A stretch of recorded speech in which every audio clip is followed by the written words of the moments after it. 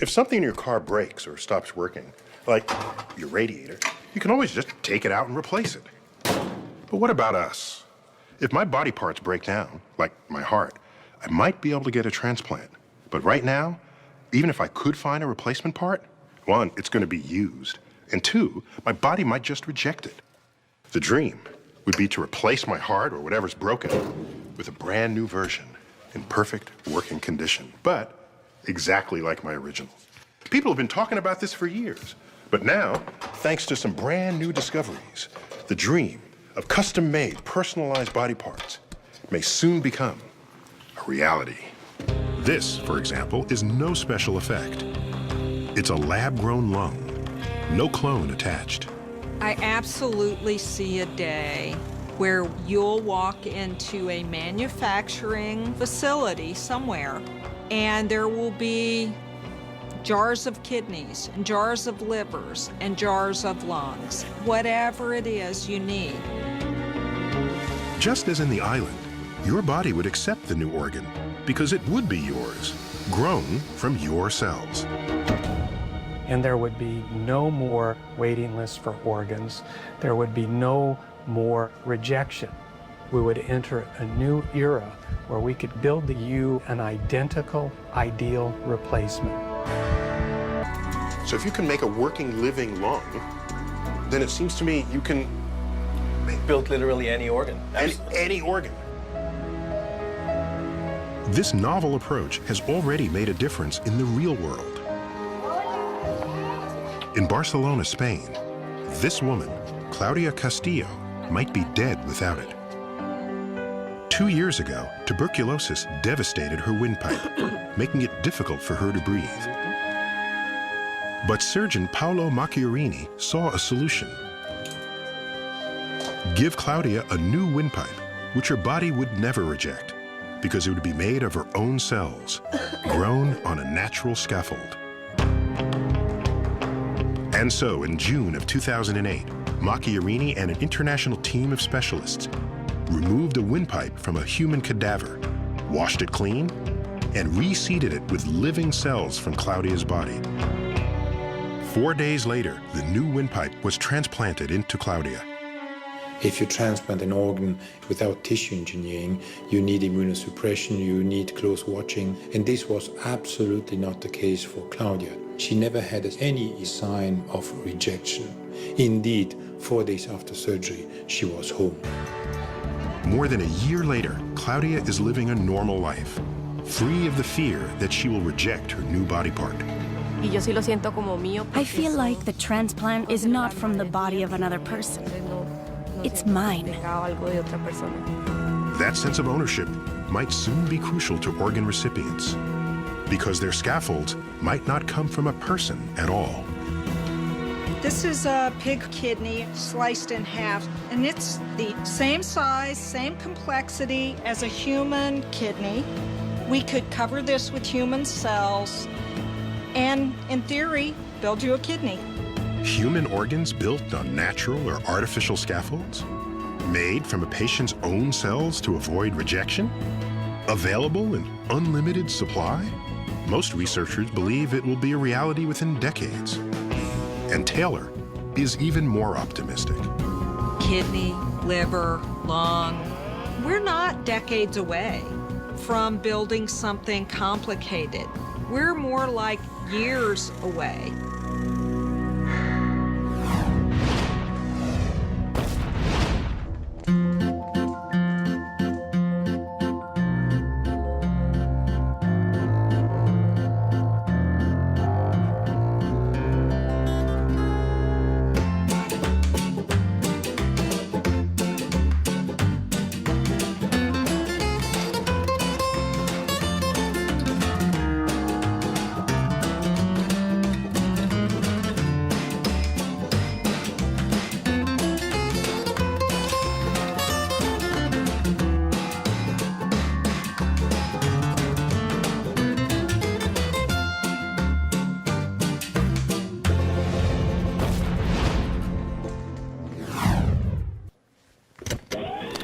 Just like some well-made cars, some people last longer than others. They don't fall apart, you don't even need replacement parts. What's up with that? You know, if medical researchers figure it out, then maybe everyone could last longer. Correspondent Zaya Tong tracked down some lucky folks who don't age like most of us, and the doctors who were trying to figure out the secret to their fountain of youth. So how'd I do? Some people are like forces of nature. Aging gracefully is simple for them. My name is Chuck Yogi. I'm 91 years old ever since the last couple of days. So I'm fully 91. Somehow, James Harai got to 91 too. I've been blessed with good health, I guess, you know. Kind of makes you wonder how they do it. Do you have a secret to looking so young at 90? Just don't worry about unnecessary things, you know? I'm happy-go-lucky. But while these guys are living proof that longevity comes naturally for some, other people are pulling out all the stops to try and live as long as they possibly can.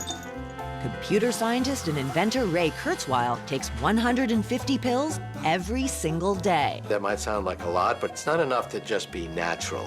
I take 400 milligrams a day of resveratrol, a lot of vitamin D. So what's he doing with all those pills? In my view, death is a great robber of all the things that give meaning to life. It destroys knowledge and wisdom and relationships. And there's actually a lot that you can do to slow down these aging and disease processes. But is Ray wasting his time looking for a fountain of youth that's just a myth? The goal right now is to live long enough to get to a future point where we will have technologies that will extend our longevity even further.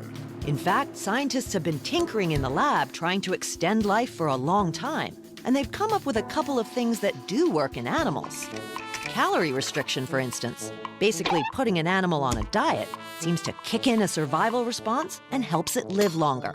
And they found a substance in red wine that has a similar effect. But what if somebody could figure out how these guys did it so effortlessly? The fish not cooperating today. I think the camera shy of me. Cynthia Kenyon thinks she may have found one of the keys to a long life in a tiny, nearly microscopic worm called C. elegans. So how can we learn anything about human aging from these tiny little worms? I know they look really different from us, but the basic processes of life are very similar at the molecular level. The good thing about these little guys is that they get old and die in just a little over 2 weeks. Okay, watch this. I'm going to show you something really cool now. So this is the normal worm when it's young. So it's a nice sprightly worm, what I'd expect a worm to look like, quite feisty. Now I'm going to show you the same kind of worms, but just 2 weeks later when they're old. Wow. So here, this is a normal worm when it's old, and you can see they're about to die. Oh, wow. So these are really slow moving here. I didn't think you could see aging in a worm so dramatically. Okay, so now what I'm going to show you are worms that are the same age, but you'll see that they look much younger. So these worms are the exact same age as the ones that we saw that were almost dead? Yeah, they look much younger, even though they're the same age. And they're wriggling about just like the other ones, huh? So they're like 90-year-old people who look 45. That's incredible. So what's different about these? We've changed one gene. That's all.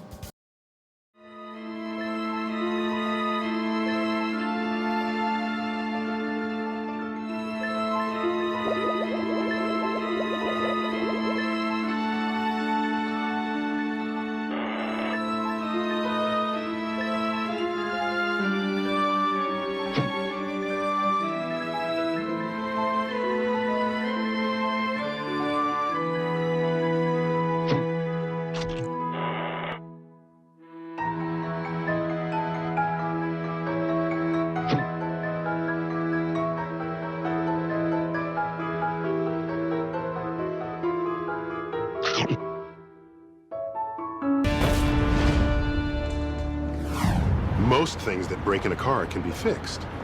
But every now and then, some things can go catastrophically wrong. And the results could be fatal. In those situations, if we could freeze time, we could fix the problem before the worst happens. Well, some doctors think they can do just that with people who are in the middle of life-threatening crises, like a heart attack or stroke. Correspondent Peter Standring found out how freezing, or at least slowing down time, is already saving lives. All set. Drive safely. Thank you. Every once in a while, there are news reports of miraculous survivals that seem almost too incredible to be true. People who drown in icy water or are buried in snow. Their hearts stop beating and they're getting no air. They seem to be dead, yet mysteriously, they come back to life. I got a pulse. Somehow, their bodies seem to go into a state of suspended animation, so they can survive without oxygen for an hour or more instead of mere minutes. But how? Researchers have been looking for clues in some surprising places. Starting with this guy, the 13-lined ground squirrel. He might not look like he has much in common with near-death survivors, but in fact, he's an expert at surviving an experience that seems like it should kill him: hibernation. When these squirrels go into hibernation, it's an amazing process. Their heart rates drop from 300 beats per minute to 3 or 4. Their body temperature drops from about 98 degrees to about 40. They only take a few breaths a minute and use barely 2% of the amount of oxygen they need when they're awake. Now, you might think that all of those drastic changes would be enough to kill off these little guys. But despite it all, they emerge from their long winter slumbers completely fine. There's no damage to any of their organs, there's no damage to their brains. It's really incredible. Okay, it's time to put him back to bed now. Okay, make sure you tuck him in good. Hibernation is deeply mysterious. So, Ann, what do you have going on here? In his lab, Matt Andrews studies its impact on genes. He's discovered several genes that get turned on in some cells only during hibernation. He hasn't completely solved the mystery, but one thing is clear. Somehow, those genes seem to reduce the hibernating squirrel's need for oxygen. Andrew's ultimate goal is to figure out how we could do the same for people. If you can understand the molecules that are expressed when an animal hibernates, you can possibly develop a therapy that can mimic the hibernation experience so that a person can survive a traumatic injury, a heart attack, a stroke, those sorts of things. Pulse. Okay, begin CPR. Heart attack victims usually die from a lack of oxygen. Keep track of that and let me know. But if we could reduce the body's need for oxygen, even temporarily, who knows how many lives could be saved? While the squirrels do it with their genes, those drowning and avalanche victims who come back from the dead somehow appear to survive without oxygen because of the cold. 130 was the lowest blood pressure. Now, at a handful of hospitals around the country, emergency room doctors are attempting to replicate those miraculous recoveries. Todd Vandebush is living proof it can work. Todd was just 39 years old when one day he collapsed in the shower with a sudden cardiac arrest. All of a sudden, Todd fell over, and then he stopped breathing. When the paramedics arrived, Todd was technically dead. Luckily, he was brought to this ER in Virginia, where doctors are trying out a new treatment. It sounds like EMS got a pulse back in about 20 minutes. Stand by. While one team worked frantically on Todd's heart, another flooded his bloodstream with a solution of icy fluids and drugs. By cooling as quickly as possible, we're trying to lower the body's metabolism. We're trying to lower the rate at which the body consumes and burns up oxygen. You're gonna have to wait till we get these tubes all set up. We're hurrying as fast as we can. As the cold fluid flooded his veins, Todd's body temperature dropped from 98 degrees to about 92. his heart rate slowed, and all the cells in his body used a fraction of their normal oxygen. Much like the hibernating squirrels, Todd's body was carefully put into a state of suspended animation. We're trying to stretch time to give the body a chance to recover from the cardiac arrest. 24 hours later, Todd was slowly warmed up and brought back to life. Now, 2 years later, he's in good health and enjoying life with a new baby. We're seeing that some of the patients that years ago we thought could never survive are now waking up and going back to a fully functional existence. This cooling therapy is still relatively new, but in the few places it's been tested, it's substantially increased survival rates for some kinds of heart attacks. And Todd has had one of the best recoveries so far. I've gone through it, and look how well my outcome has been. It's truly a miracle.